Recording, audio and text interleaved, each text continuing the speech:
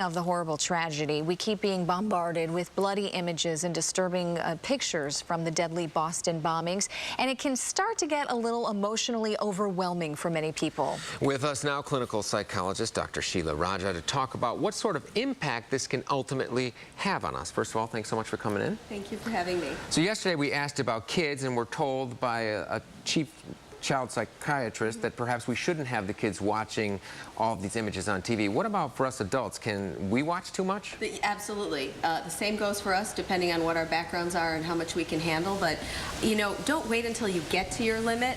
What you've got to do actually is, stay at what you think you can handle. So, you know, turn the TV off and just decide, I'm going to watch 10 or 15 minutes, get briefed on this story, and then move on.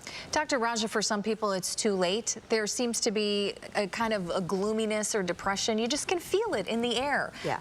What kind of therapy, what can you do to feel better? Yeah, well, what we know about resilient people is that they go inward, but then they emerge back and they emerge stronger. So what we need to do is not become rugged individualists and say, you know what, it's only about my family. It can be for a few days. You go in, you hug your kids, you turn off the TV, but then we need to get engaged with our communities. You know, what I'm worried about is people are going to become desensitized to news like this, and we can't do that. We've got to make bigger changes, contribute to our communities, talk to our senators and legislators, you know, whatever you can do psychologically to cope to make you feel like you're making a difference. And a quick word of advice for the parents out there, how do you talk to your kids about it?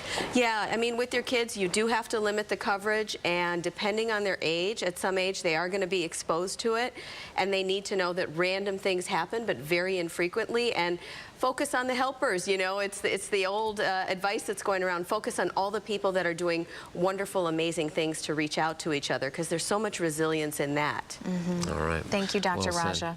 Thanks.